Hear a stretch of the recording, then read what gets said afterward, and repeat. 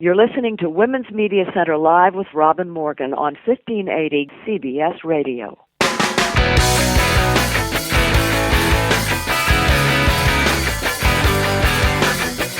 Welcome to Women's Media Center Live. I'm Robin Morgan, and I hope you had a great August.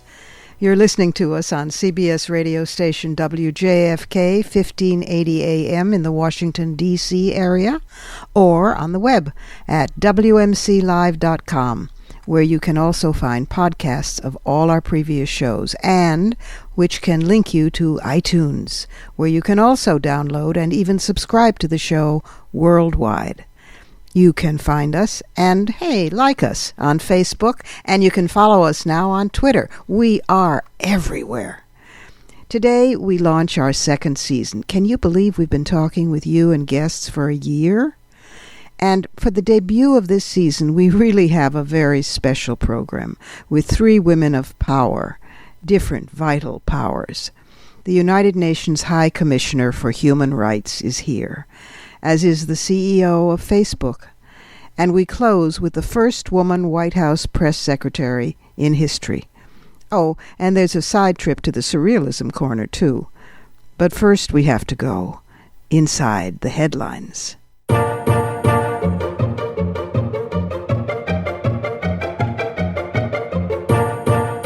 I know that you're expecting Inside the Headlines to be about the headlines. Syria, Syria, Syria. But I am determined to start this new second season of our show on a positive note so that we all don't get psychotically depressed and that we have the strength and the fortitude to fight such insanities as Syria, Syria, Syria. First, Saudi Arabia has passed a law, its first, against domestic violence. Ta-da! Against abuse of women, children, and domestic workers, which is huge because many of the domestic workers, usually women from South Asia, have wound up beaten to death for disobeying or speaking out or complaining about being raped or whatever, not to speak of ordinary wives, mothers, daughters. So Saudi Arabia has its first domestic violence law. First. International leaders have come together, are coming together later this month to draft a Women's Climate Action Agenda, an International Women's Earth and Climate Summit, September 20th to 23rd, includes women from 50 countries and more. Marina Silva, the former Brazilian Minister of the Environment, Mary Robinson, the former President of Ireland, Dr. Vandana Shiva, Nobel Peace Prize laureate Jody Williams, people from the Global Gender Climate Alliance, good folks, coming together to develop a women's climate action agenda. So take courage, Earth, planet, the women are on the case. And then a media note, what used to be the McNeil-Lehrer Report and then became the NewsHour on PBS has its first female anchor team. We congratulate Gwen Ifill and Judy Woodruff, a salt and pepper team, both of them consummate journalists, for this coup, and we applaud them. Sarah Thomas is the first woman referee in an NFL game, and whatever I may think of an NFL game, if a woman wants to be there, she should be, and she was tough and terrific. And last but hardly least, for 53 hours, for 200,000 strokes, for 110 miles, without a shark cage, swimming Cuba to Florida on her fifth try, the great Diana Nyad made it this time at 64 years old, setting a world record. Something to celebrate at any age.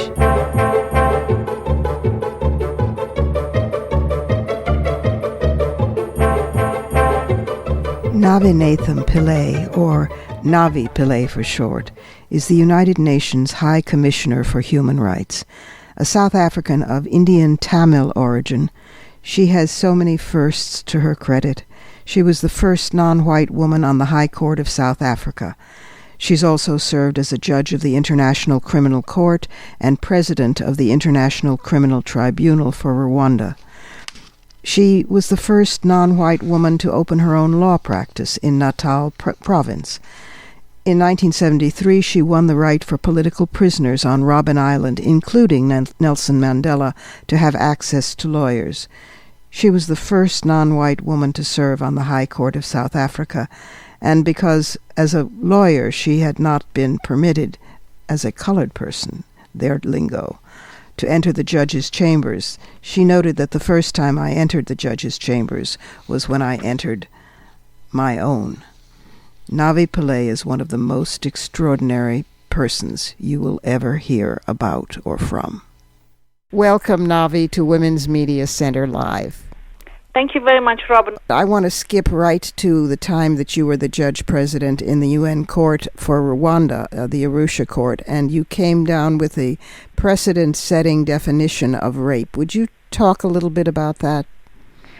Well, let me say that's the year 1996 or 7 when we delivered that judgment. I was one of 3 judges. Up to that point, rape had never been prosecuted as a crime out of conflict situations or war situations. Mm-hmm. In fact, as I said in one interview, women were offered as trophies to the soldiers. You know, you go and fight and then you can help yourself, right. All of those women. Right. So from there to 1997, I think it's shocking that it's only as recent as this that we delivered the first decision on rape as a war crime, rape constituting genocide. And in order to do that, I found there was no definition in international law, no acceptable definition. And there's no definition in national systems that helped us. So when the women were testifying, or men testified about seeing gang rapes on the next hill and so on, it was really awkward when the prosecutor was saying, yeah, but did you see the male organ penetrate the female vagina and so on. Therefore, it was necessary for us to establish a definition for the very first time, which was gender neutral because boys and men were also raped, and also is not a body part definition. Right. And so we said rape is the physical invasion of a sexual nature under coercive circumstances of a person. And that definition has been accepted in the Rome Statute, which has established the International Criminal Court. 2 of the states in the United States have adopted this. It's what I think is would facilitate prosecution of rape in these kind of situations. Absolutely. Well, and you also established it as a war crime. I mean, and that in itself is just breathtaking. Thank you, Navi. Thank you for that. You of course, are now the High Commissioner for Human Rights at the United Nations. And as another first, you are the first High Commissioner to really place women's rights securely within the human rights context. How we aren't there to begin with, of course, boggles the mind since we're the majority of the human species. But never mind. You have time and time again publicly talked about the centrality of women to progress in human rights and the centrality of the violation of women's rights as violations of human rights. Talk to our listeners about that, please. Let me first say, Robin, I've learned all my lessons about women from other women, including women leaders in the United States, such as you. I grew up in South Africa, and we had no exposure to ideas. We thought we should work on our political liberation and then thereafter worry about women's rights. And I learned with experience, you can't do that. You have to look after your own interests and women's liberation as well.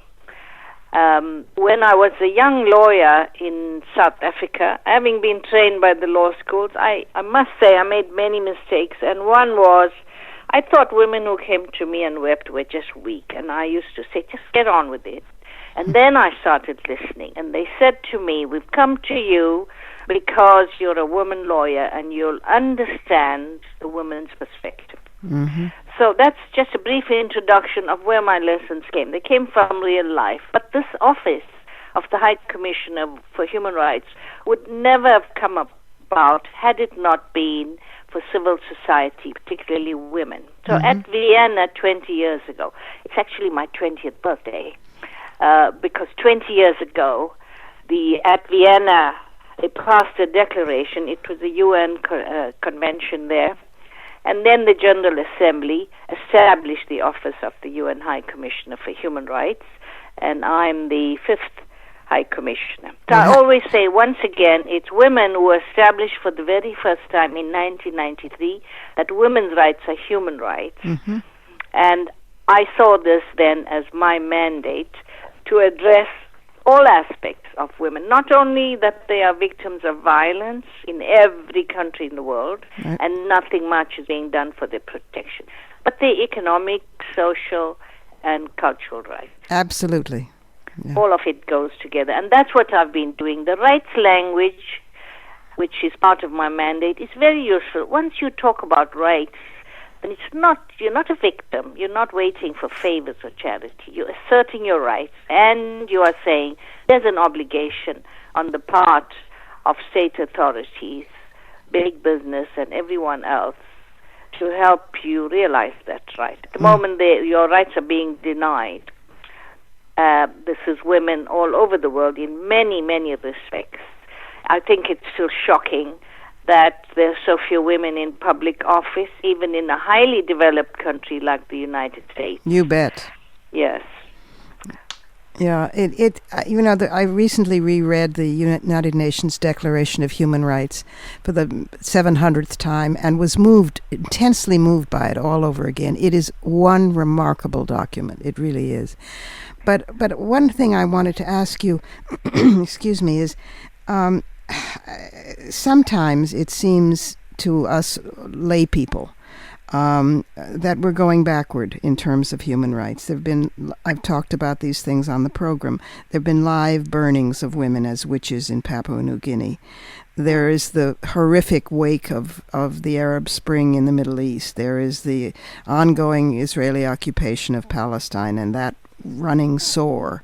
There's rampant sectarian and religious hatred. In the United States, the far right is incredibly virulent, and racism, at least racism, has been forced back onto the national agenda for discussion, but by terrible occurrences. How do you, seeing and dealing with these every day, not despair in the job of the High Commissioner? Firstly, let me say I agree with you with these litany of despairing situations you described. It's true, and this occurs all over the world. Yeah. And women and children, vulnerable groups, migrants, indigenous people are the most affected. And this is my daily diet. I could easily despair, but people always ask me, how come you remain positive? I remain positive because of just what you mentioned just now, the Universal Declaration of Human Rights. Every state in the world subscribes to that. That sets out the equality principles and everyone's rights. So therefore, human rights are not a Western creation. They apply all over the world. So who understands that? People understand that. My job is to convince governments. You drew up this document, you adopted it, now implement it. I find that my office and my 1,000 colleagues are able to move quite a bit in getting oppressive laws changed, to get human rights defenders protected. And we also have our gender unit. And this is why I feel positive that slowly and steadily steps are being taken.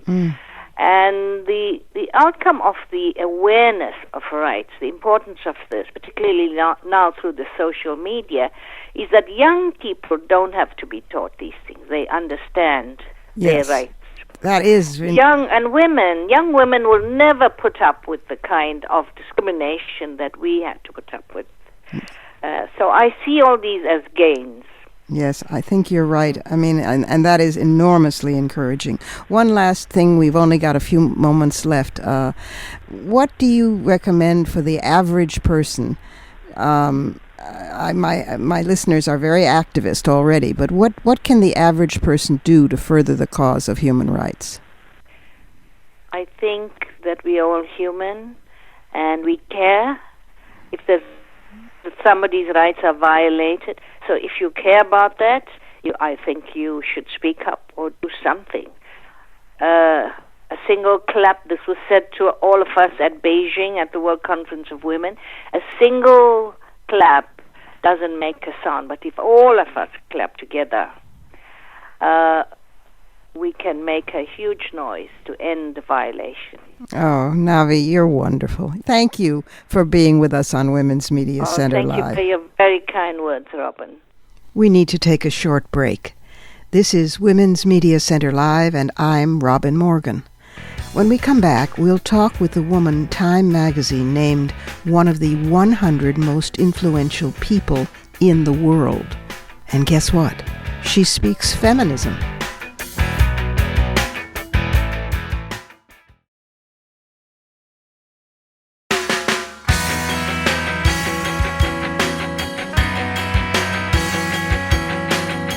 You're listening to Women's Media Center Live with Robin Morgan on 1580 CBS Radio. Welcome back. Sheryl Sandberg is the Chief Operating Officer of Facebook and the first woman to serve on Facebook's board. Before coming to Facebook, she was Vice President at Google, and before there, she served as Chief of Staff for the United States Secretary of the Treasury.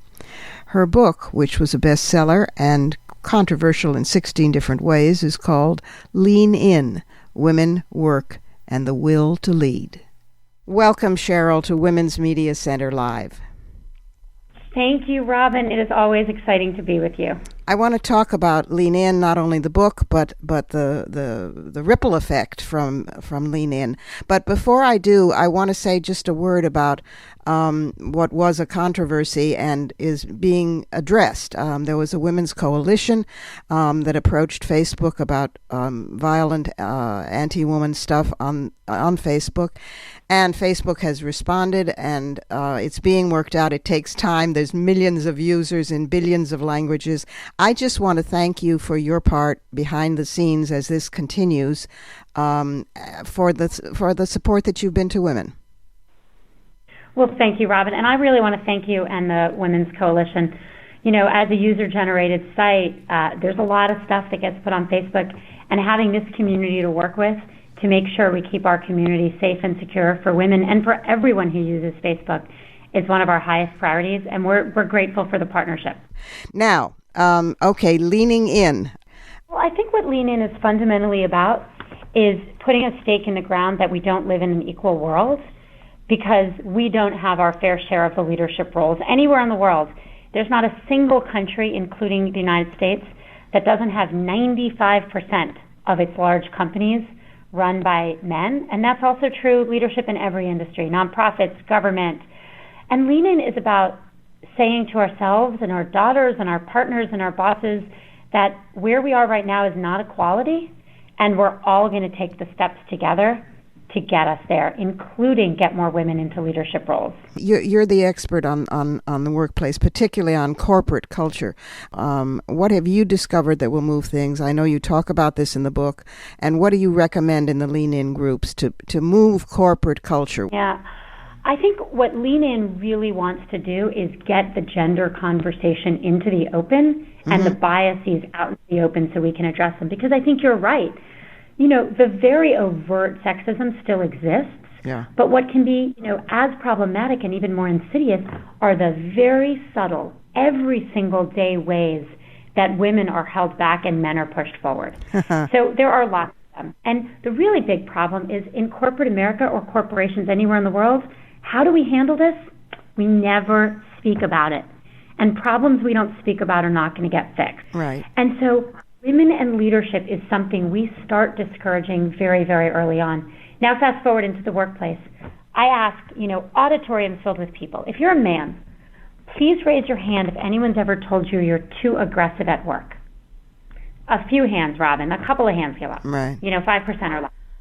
If you're a woman, please raise your hand, and anyone listening can do it right now. If you're a woman, please raise your hand if anyone's ever told you you're too aggressive at work. My hand's up. What about you, Robin? Your hand up? Well, here's my question.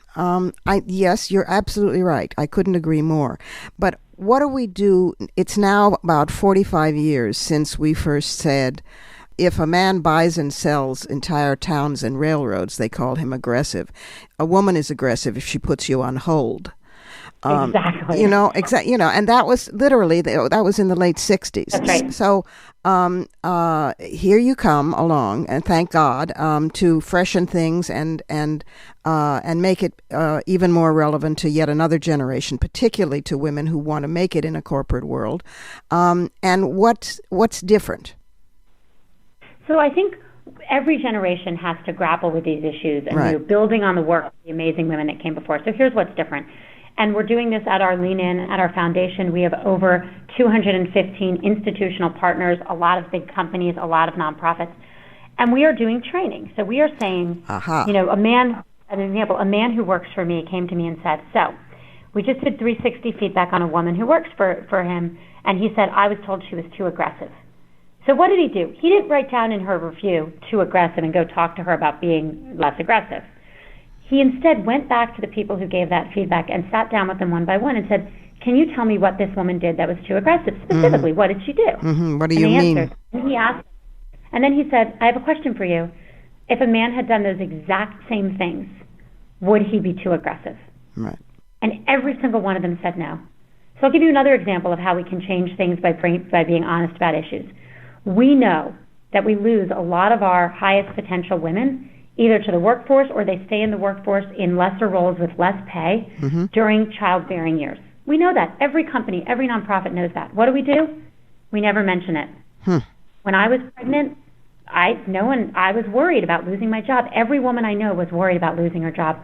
My brother, who read my book, he's a surgeon in Houston, he was interviewing a woman he wanted to hire for his surgical team, and he said to her, you may want to have kids one day. If you do, that's none of my business. You don't have to tell me. But I also watched as my sisters and wives struggled in the years they wanted to have children, worrying about their job security, worrying someone would take their jobs away from them. So I want you to know my door is open. If you come work on my team, I'm here to help you. I'm here to help you plan a maternity leave. I'm here to help you come back. I'm not going to give the good surgeries to someone else because you're pregnant. I am here to help you with an open door if you want to talk. That's what every company needs to be doing. Every nonprofit, every institution where people work needs to have that policy where they are helping women through these transitions. Of course it does. How do we rather than ignoring it? And how do you, who are very effective in that world, make them understand this is in their own self-interest? Because, of course, it is. That's exactly right. Look, it is in company, men, women, all of our self-interest to take full advantage of our workforce. If you're a senior man or woman and you run a company that can keep more women in the workforce, keep them fully engaged, you're going to have better results. If you're even a junior man in a company and you are better at working with women, you're going to outperform because people who are better on teams. And so we are, Lean In is systematically making the case to companies and with companies and institutions, we are going to help you be more successful by managing your women more effectively. It's better for you, it's better for them. Similarly, we're really excited about the progress we've seen with Lean In Circles. That's what I want to ask about. Yeah. They're exciting. They're small groups, 8 to 10. It can be men, women, that have come together and agree to meet once a month. We have guidelines and a program on our site that's all available for free. Some people follow them. Some people make up their own and share their ideas back to the community. And we've seen all kinds of circles. There are father-daughter circles. One company we know of has set up Hispanic Lean In Circles for the Hispanic women who wanted to deal with issues they think are particular to them. We see them grandparents' age. We've seen them in high school. And this is about an explicit desire for a group of people, women, to come together and help each other reach any ambition they have. And it's amazing. We hear people pouring in. Circle after circle will tell us, every single person in the circle has done something to make their lives better since we started. Whether they've gotten their husband or partner to do more around the house, whether they've asked for a raise and gotten it, whether they've felt more self-confident, whether they've felt less guilty. And we really believe that women all around the world can come together and get the seats at the table that we deserve. It's like the energy and wisdom of consciousness raising groups of the old days. Again, freshened and renewed and very pragmatic too. Take a second and tell me what's next for Sheryl. There are rumors out there you're going to run for office someday, or you're going to take over the entire corporate world. That would not be bad. I'm not running for office. I'm doing all the leaning I can do. But I really love my job. I love my job at Facebook, and I love Lean In. I'm the chair of the foundation. I have a full-time team, so I don't get to work on it as every day as they do, but I'm so proud of this team and proud of the grassroots community that this team is supporting all over the world. The emails and letters and notes and posts pour in every day with woman after woman who has reached for something that she would not have reached for, or helped her company reform. When you hear from people like that, it makes your day. It makes your year. In fact, I can vouch for the fact it makes your life. And I send you a big hug for the work that you're doing for women. And I want to say, Robin, you have been a guiding light and joy for me and so many women. I know the work that I do on women follows all the work you've done for all these years.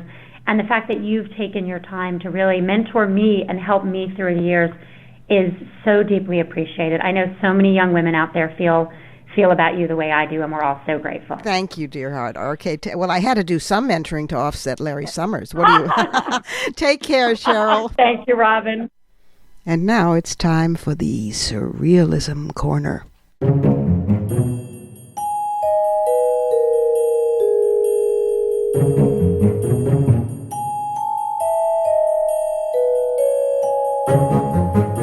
There are 3 items today. The first is that, did you know that in China, a respected woman nowadays, which is maybe hard to find, but never mind, is called Mr.? Yeah. Scholarly women, women who succeed in business, etc., are referred to by the male form of address, Zhan Sheng. The word is the most common way to address a man today in Mandarin. It replaces the gender-free Tongji that began to fade in the 1980s after the death of Mao. Once, Zhang Shen also indicated a teacher or firstborn, somebody that you respected. And when a woman has been called that, it elevates her to the status of a man. Means she's really brilliant. As a man, of course, you can be called that if you're just any old body. So watch out if somebody starts calling you Mr., because God forbid a woman could be, in her own right anyway. The next item is thanks to Kathy Courtney, who sent this in about a Texas sign company hoping to get some extra attention for its business, created a truck decal featuring a woman in jeans curled up on the bed of a pickup truck, with her hands and feet tied with rope, hogtied. It's meant to be slapped on a truck's tailgate, creating an optical illusion of an actual woman lying in distress. And in fact, it was so realistic that some people spotted it on the road and called into the police. Hornet Signs, which created the decal, was delighted because it claims to show how realistic its signs are. So feminists in Texas have mounted a boycott against Hornet Signs, as first reported by KWTX News in Waco, good old Waco. And if you're in or anywhere near Texas or wherever Hornet Signs shows itself, you know what to do. And the last item is a charmer. Did you know that more Louisiana Republicans blame President Obama for the response to Hurricane Katrina than blame George Bush? Now, well, may you pause and think to yourself, but Obama wasn't president during Katrina, and Bush was. But you have to stop letting these small details get between you and hating. Because the point is, he's a black president, and he must be at fault. This is why we have a Surrealism Corner.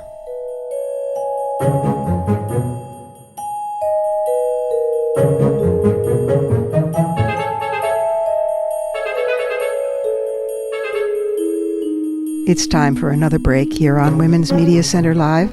I haven't changed from being Robin Morgan, and I'll be back shortly with our next guest, the first woman press secretary to the President of the United States.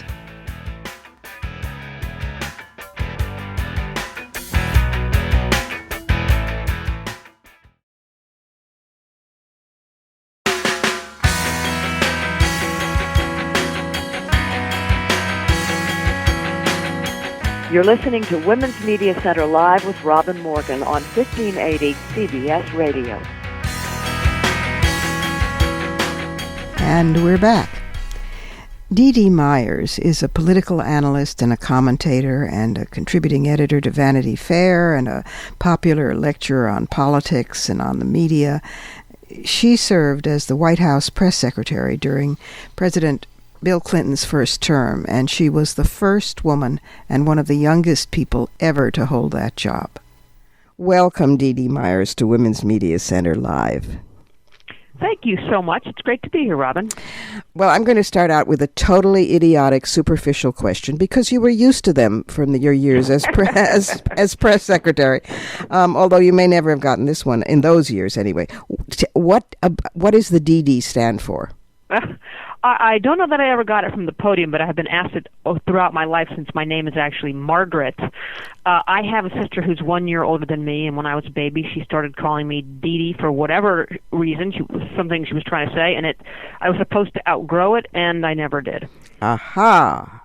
So all these years later, here I am, still Dee Dee. Well, it's somehow, completely made up. Yeah, but somehow you carried it off with real dignity, whereas Katie Couric, who opted for Katie when she went to early in her career when she went to the Today Show and had a choice between Catherine and Katie, opted for Katie because it was cute. And then it dogged her as a serious journalist for the rest of her life. But somehow you got around it.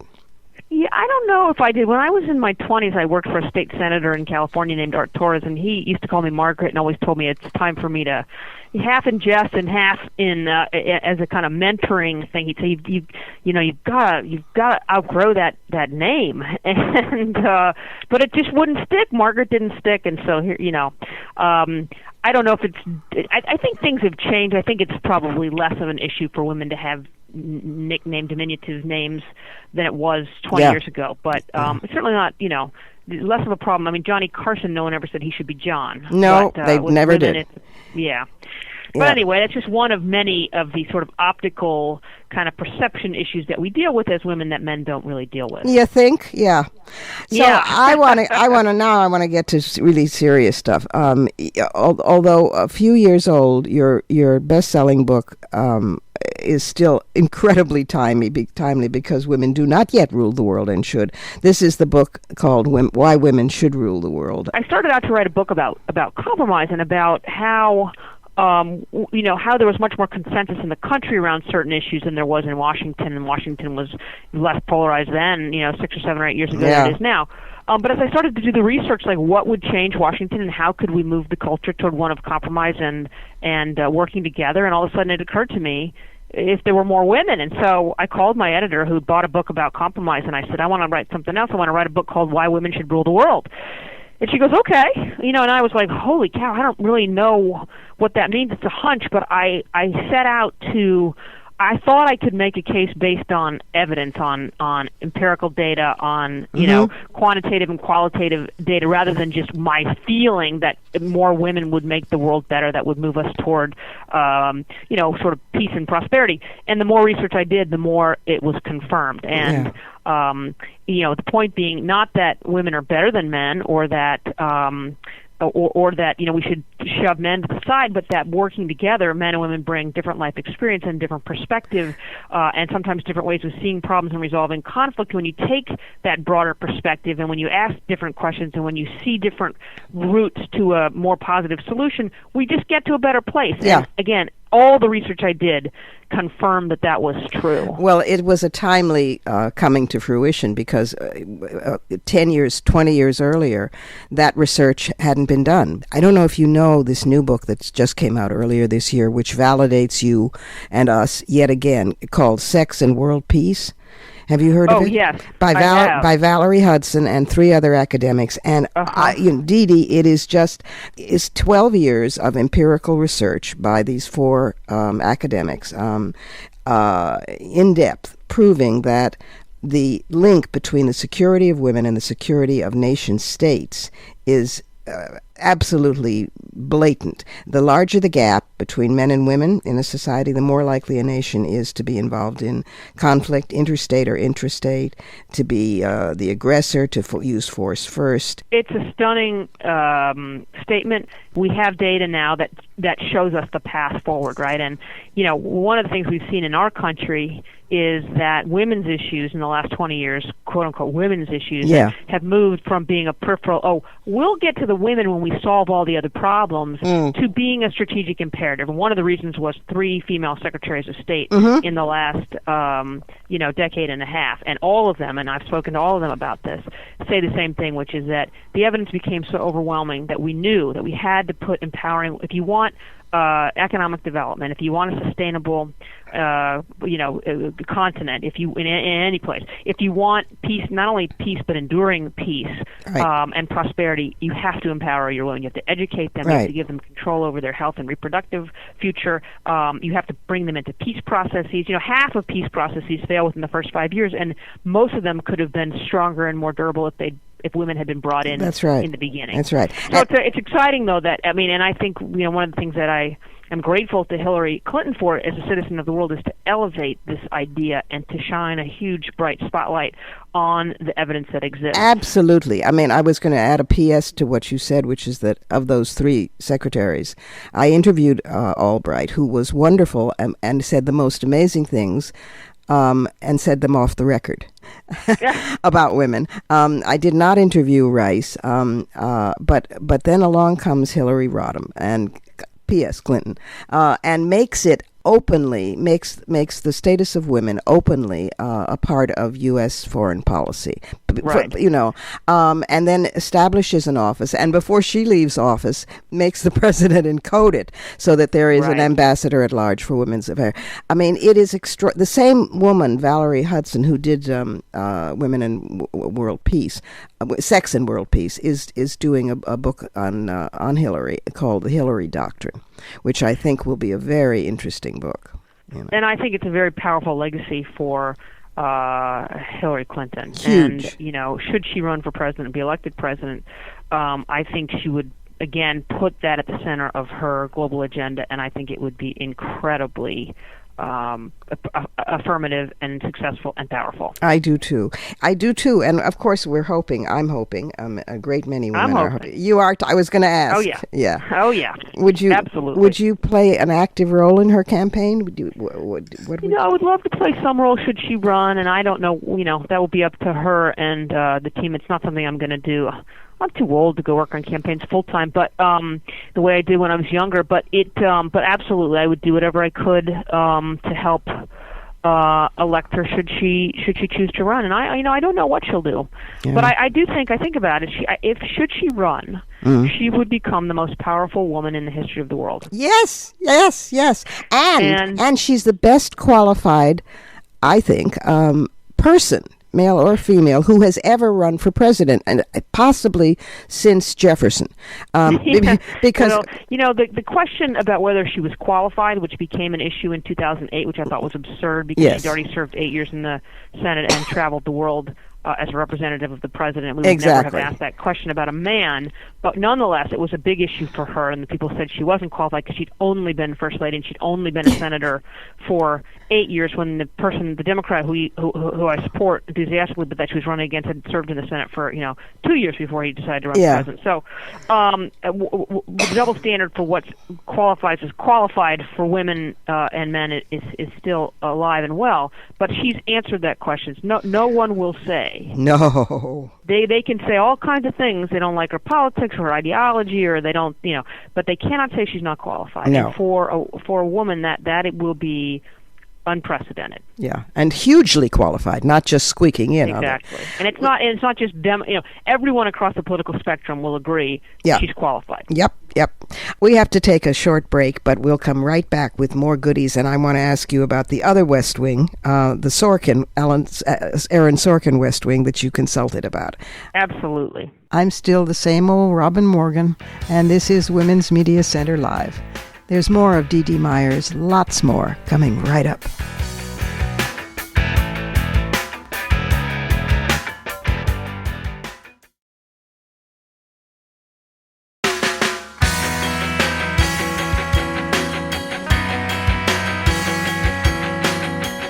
You're listening to Women's Media Center Live with Robin Morgan on 1580 CBS Radio. Here we are again with the terrific Dee Dee Myers. Okay, so is it true? Well, in the book you say it is true, so why am I asking? CJ was modeled on Dee Dee. Well, in some ways she was. I mean, I think Aaron Sorkin, the brilliant writer who created the show and created the characters, I mean, I think CJ was in so many ways his creation, but she had a lot of biographical, similarities with me. She was, first of all, she had 2 initials for her name. Yes. She was the middle of 3 daughters raised in a Catholic family in California. She was a sports fan. I mean, so she had a lot of similar. I mean, there had only been one female press secretary that had ever served at that time. So the biographical similarities were hard to miss, but the character was a wonderful character because the actress Allison Janney was so fabulous. And she made that character her own. And anyway, it was fun working with her and working with the writers to kind of shape some of the experiences as CJ went through her years in the Bartlett White House, and it was just really a great joy to be a part of that show. We those of us who became Aaron Sorkin addicts, even with some of the problems attendant on Aaron Sorkin, but the writing, as you say, is just absolutely stunning. You can't. No arguing with that. Can just cite chapter and verse, and one of the CJ themes, of course, was that she was kept half in, half out of the loop. So she was sent out to represent policies to the world which she didn't know had taken place. And that, once I read your book, I realized, that part is based. Well, I did have some of my experiences. That was something that I struggled with, and I talk about it in the book. Just the notion that at times it was because in the first few years of the Clinton administration, it's for every president you're sort of learning on the job, and there hadn't been a Democratic.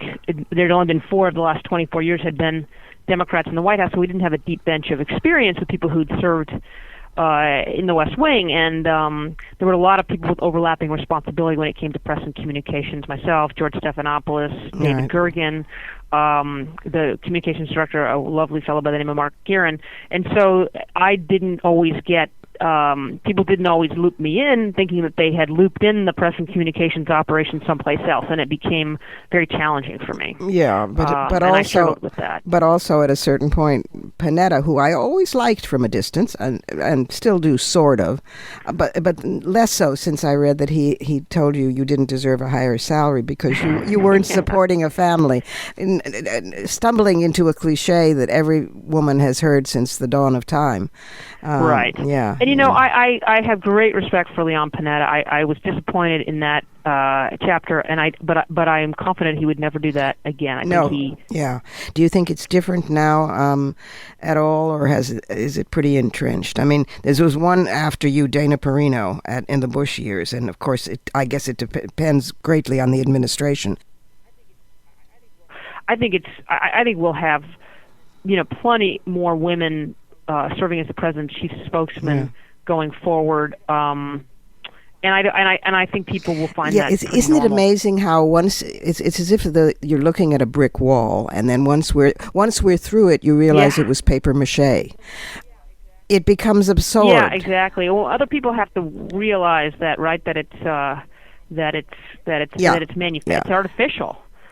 And one of the things I find interesting, this is a completely different realm, but if you look around at states where they elect women to statewide office, governor, as U.S. senator, other constitutional officers.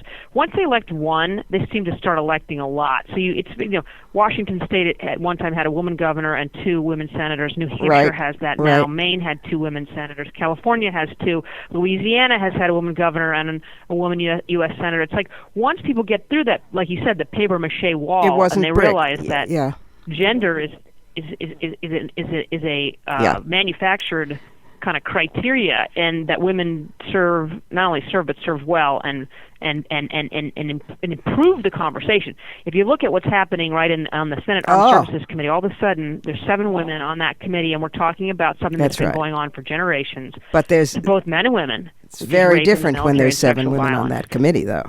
Yeah. What about Dee Dee, otherwise known as Margaret Myers? Would she ever run for office? I think she'd be great.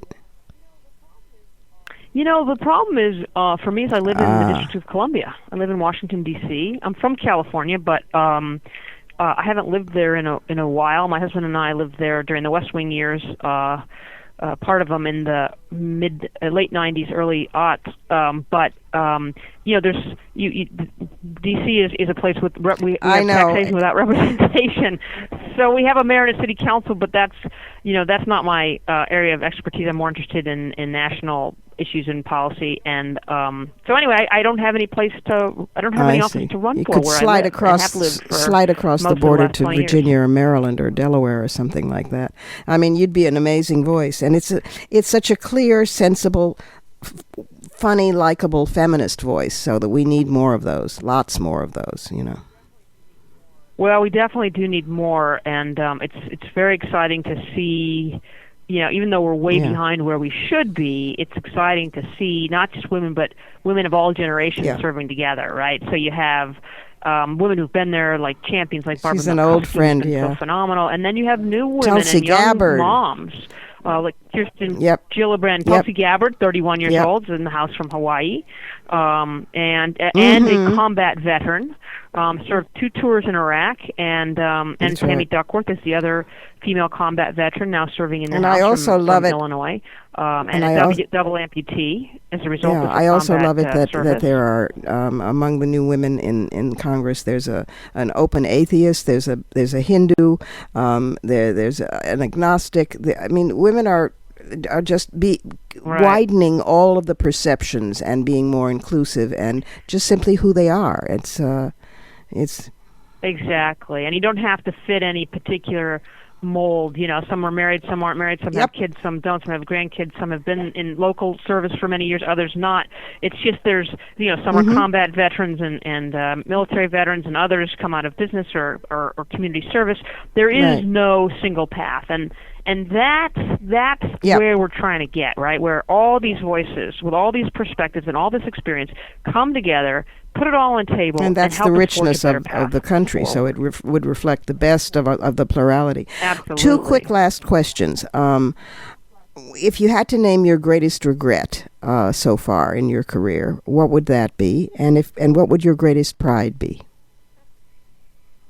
Well, I don't know if I have a good answer to either of those questions. My greatest regret, I don't.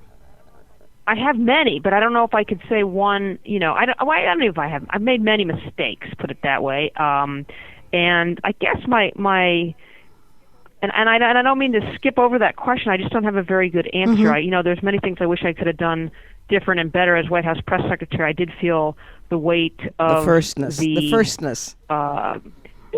weight of the firstness, and I don't think I always stepped up to that as well. And I talk about that in the book as I could have. And I wish that I guess this is probably my greatest regret and my best lesson learned is that in the very beginning I didn't negotiate. I didn't realize that I had as much power as I did. And I tell this to women all the time.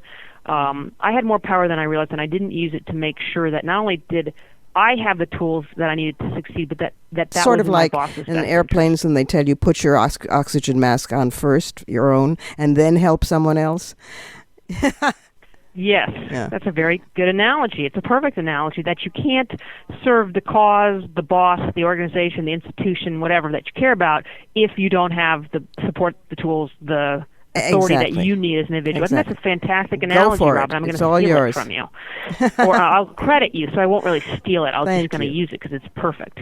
But, I think my greatest pride is just that, and this is something else I talk about a lot, which is just, keeping on. I mean, I think that failure is, nobody succeeds without setbacks, disappointments, unexpected twists in the road, and I think that learning that that's not just okay. It's part of the process that makes you better and stronger and gives you wisdom and experience as you go forward. And so, not to be deterred by the things that go badly, but to be energized by them because you learn something that can make that can help you go forward and achieve the things and have the impact and move the cause forward. So listen, thank you so much for being with us on Women's Media Center Live, and keep on keeping on and doing all the great things that you're doing.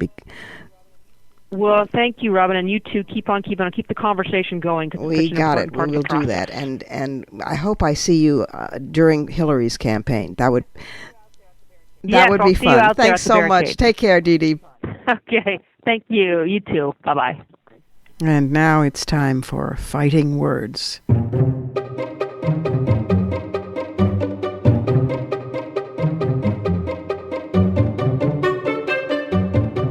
Fighting Words, indeed. The National Women's Law Center has released a new report called Shut the Whole Thing Down, a survey of abortion restrictions even in cases of rape. You remember then Representative Todd Akin's remarks about how raped women don't get pregnant because we have mystical, So, from January to June 2013, 86% of the 273 abortion restrictions introduced in state legislatures apply to rape survivors. 71% of the 38 restrictions enacted by the states apply to rape survivors. 72% of the 25 abortion restrictions introduced in Congress apply to rape survivors. These restrictions include outright bans, mandatory and invasive ultrasounds, hospital refusals, and others. You might want to get the whole study. It's NWLC, National Women's Law Center, nwlc.org. Another item also on abortion. It turns out that the Bixby Center for Global Reproductive Health has done a study on denial of abortion due to gestational age limits in the United States. And, there's a stereotype that women who seek late-term abortions have been lazy, haven't confronted reality, changed their mind at the last minute. Well, it's not surprising to us to learn that nearly 6 in 10 reported that travel and procedure costs prevented them from seeking an abortion earlier, while about half, this breaks the heart, half delayed because they did not immediately recognize that they were pregnant. Given that 11 states have imposed gestational limits since 2011, the study authors note that it's likely the number of women denied abortions each year has increased. It will be forthcoming in an issue of the American Journal of Public Health, but you can find it online, Denial of Abortion Due to Gestational Age Limits in the United States, an important study. And last, a Planned Parenthood Federation of America new survey, over 1,000 voters, registered voters, which asked about the 20-week bans and specifically asked the specific circumstances in which abortion should and should not be allowed at the 20th week of a woman's pregnancy. And they found there's broad consensus that women should have access to abortion after 20 weeks under several key circumstances. 66% of all voters say abortion should be legal after 20 weeks if a woman's doctor determines the woman would suffer serious, long-lasting health problems if she carried the pregnancy to term. 61% of all voters say abortion should be legal after 20 weeks if the doctor determines the fetus is not yet viable and if the woman and family determine her health and circumstances are such she shouldn't continue. And 61% of all voters say abortions should be legal after 20 weeks if a pregnancy resulted from rape or incest. So once voters consider the range of circumstances in which abortions would be made illegal under most 20-week abortion ban proposals, a majority of Americans oppose them.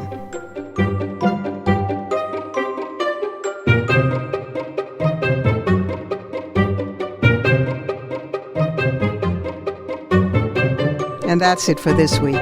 You've been listening to us on CBS station WJFK 1580 AM radio and on the web at WMClive.com, which has podcasts of all our previous shows and has a link to iTunes where you can subscribe to the program for automatic downloads. You can also like us on Facebook and follow us on Twitter for updates on all the inside scoop on upcoming guests. Portions of this program were taped earlier. Views expressed here do not necessarily represent the WMC. Here's the family for Women's Media Center Live. WMC President and for this program Executive Producer Julie Burton, Senior Producer Crystal Williams-Chancellor, and our founding sponsor Regina Kulik-Scully. I'm Robin Morgan. Thank you for being with us. Join us next week for a sanity-making refreshment journey into what I call alternate reality. Inhabited by most of the human species, the majority of it is women and girls. That alternate reality is right here on Women's Media Center Live.